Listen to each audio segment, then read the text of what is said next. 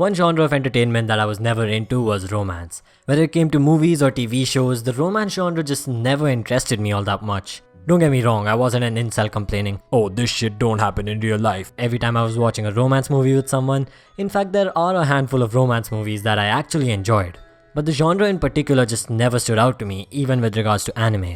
You see, I only watch shows that real men would. Give me the Narutos, the FMAs, the Steins Gate, the okay, maybe not that last one. That was the case until a certain anime came along seemingly out of nowhere and changed all of that. See, I had just finished watching Steins Gate at the time and was going through some of its soundtrack. And by looking for one of the songs, Natsu no Hino Omoide, I kept coming across Natsu de Matteru over and over. My first thought was, wait, you're telling me Google, which somehow knows what I ate for dinner last night, can't figure out that I'm looking for a song from an anime which I watched like a week ago? But after a few searches, my curiosity got the better of me and I decided to check out what Natsu de Matteru was all about. And since I had nothing else on my watch list at the time, I decided to give Waiting in the Summer a go, expecting a cliché romance story. But what I ended up finding was a touching character drama that forever changed my anime watching experience. I went from, wait, there's no fight scene, get this shit out of here, to going on a rom-com marathon all because of an anime that I had never even heard of before.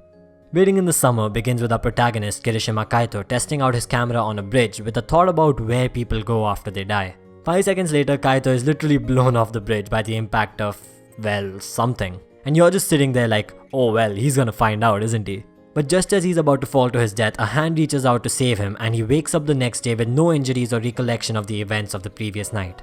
You then follow Kaito and his group as they decide to make a movie over the summer vacation with two upperclassmen, Remen Senpai and Ichika, a mysterious new transfer student, who may or may not be related to the events of the bridge, by the way. Sounds simple enough, but throughout watching this anime, I was constantly surprised at how much I was enjoying the show and how engaged I was in its story. Because at first glance, Waiting in the Summer doesn't seem special. It sounds like your typical alien romance story. Alien comes to Earth, alien meets main character falls in love with alien, etc, etc. Waiting in the Summer also has one of the most complex yet well explored love polygons in romance anime. If you can even call this a polygon, it's really complicated. It's particularly for this reason that I really have to appreciate the first 4 episodes of Waiting in the Summer. These episodes always stood out to me as they built such a perfect foundation for the rest of the show. Not only are the characters well explored and their one-sided love interests established or at least hinted at, but in doing so, Waiting in the Summer also naturally introduces us to the dynamics of this group as just a group of friends. All of that is done flawlessly in these 4 episodes. And it's apparent that the director Nagai Tatsuyuki intended to distinguish them from the rest of the anime, since episode 4 even ends with a beautiful epilogue bringing this sort of introductory segment to a close.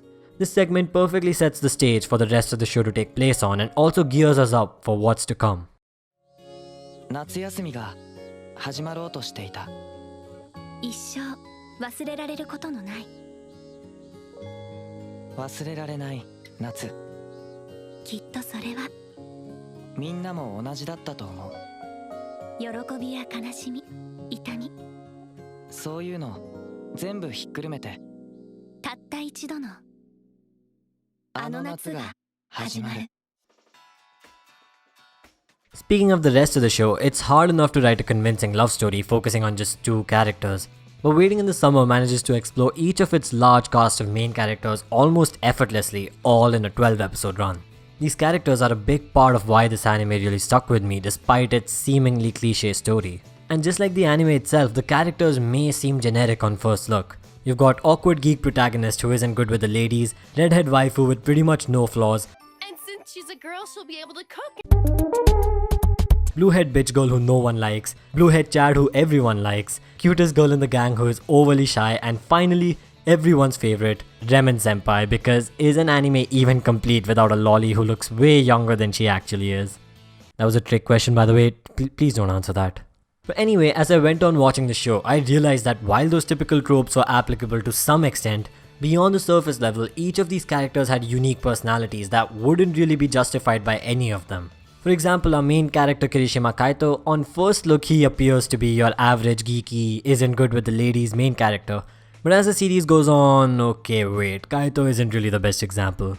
God, why does every romance protagonist have to be either a complete bitch or just not noteworthy at all? We need more Yoshida-sans in anime, man. Anyway, let's take Tetsuro for example. At the start, he seems like this perfect high school Giga Chat character, but as the show goes on, we slowly start to see his inner struggles and flaws, and his character is way more fleshed out than before. And that holds true for all the other side characters as well. Every episode adds a layer of depth to them. I dare say that these characters feel like some of the most real characters I've seen in pretty much any anime, and I really mean it. You could argue that they make dumb decisions at times, and I'll agree with you completely, but that's part of where the realism of this anime comes from. When you're 15 or even 17 years old, you tend to make questionable decisions, especially when it comes to love. That sounded like it came from personal experience, it did not. The scenes of Kaito or Ichika imagining situations in their head while are hilarious, but they also give you a look into the naive fantasies of these high schoolers who find it difficult to express themselves in the real world. Some of the plot points of Waiting in the Summer may seem generic or cliche, but the characters and their interactions and chemistry are done so beautifully that you overlook those cliche aspects and lose yourself in the story. Nagai Tatsuyuki is great at that sort of thing. Even with his previous work Anohana, which I didn't like as much, I have to admit that it had some of the most realistic character interactions that I've seen in any anime. And I know I joked about Kana being the blue-haired anime girl who no one likes, and while that was true in the start, I ended up loving her as a character by the end of the show. By then, there was not a single character in this anime that I disliked. I could go on and on about how great Waiting in the Summer is, but at the end of the day, I wouldn't really be doing it justice. This anime doesn't really have a unique selling point or a gimmick that differentiates it from the hundreds of other romance anime out there that you could watch. I can't convince you to watch Waiting in the Summer saying that it also has a monster story, a supernatural element, or nudity, or I don't know, fucking incest. What it does have though is a good story with some of the best characters and interactions in anime, at least from the ones that I've watched. And I didn't even mention the absolutely beautiful soundtrack. It goes perfectly with every scene, and tracks in particular like Natsu no Fuke, Muso Time, Yasashi Jekkan, and my personal favorite, Ume no wa, are masterful. And the ending theme, which I'm not even gonna try to pronounce its name, I love how the instruments kick in the final scene of the episode and then it flows naturally into the ending. Bottom line being, the soundtrack and other details are also great. All that said though, while I love Waiting in the Summer, it isn't really my favorite romance anime, at least not anymore. But it opened me up to a genre of anime that I otherwise wouldn't have paid any heed to. And if I had to name one show that had the greatest impact on my anime taste, it would definitely be Waiting in the Summer.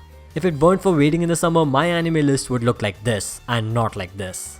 So yeah, if you're into romance, or even if you aren't, give this extremely underrated anime a shot, and maybe, just maybe, you'll still think that blue-haired anime girls are bitches, cause most of them are. Not Kana though. Thanks for watching guys, I really hope you enjoyed that video, and if you did, consider leaving a like and subscribe for future content. Let me know any thoughts you have on the show or on this video in the comments. Also make sure to follow me over on Twitter and Instagram for updates, behind the scenes and other shit posting, both of them are linked below. With that said, again, thanks a lot for watching and I'll hopefully see you in the next one.